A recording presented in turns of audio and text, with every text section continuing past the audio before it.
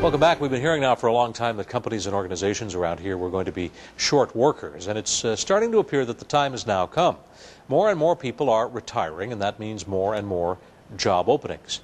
So as ATV's Chantel Jones shows us tonight, this trend is likely to continue in almost every sector. Hi, Kate. Like many Maritimers, Kate Campbell is trying to figure out what career options are out there for her. I'm learning now that it's highly competitive and you have to be skilled and you have to have programs like this to help build your skills so that you can go out and, be able to find a job.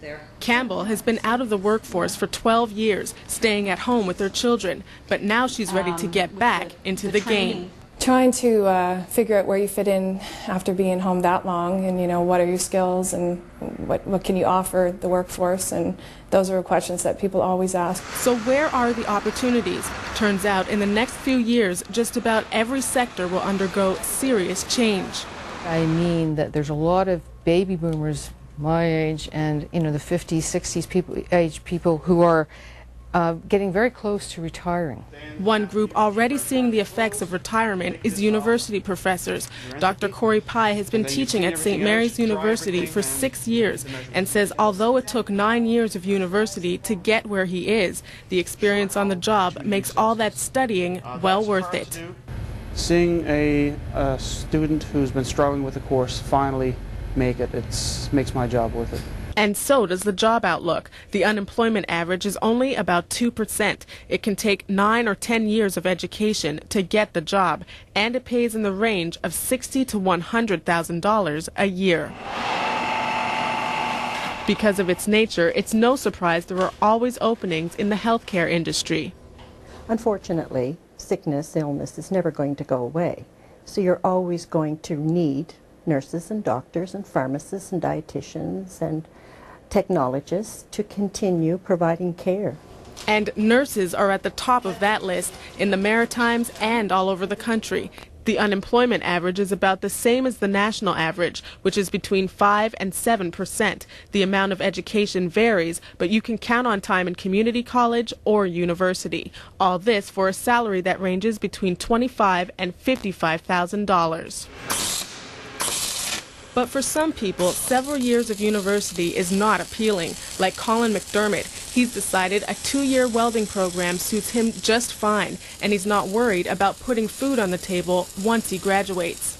Take a trade like welding or wood carpentry or something like that, you're almost guaranteed to have a job as soon as you get out.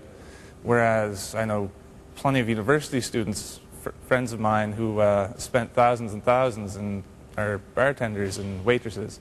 But Colin's optimism may be misplaced. While they don't have to stay in school very long, figures suggest welders have an unemployment rate of more than 20% in Canada. The good news is those that are working can make between $37,000 and $62,000 annually.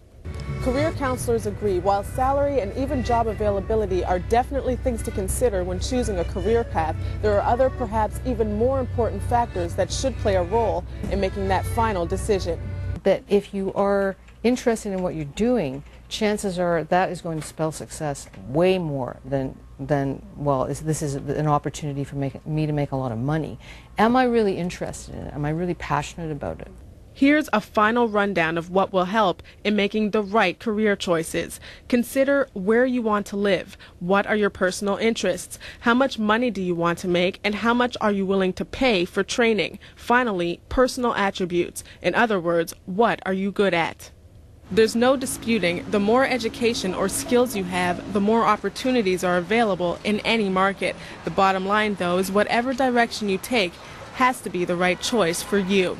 In Halifax, Chantel Jones, ATV News.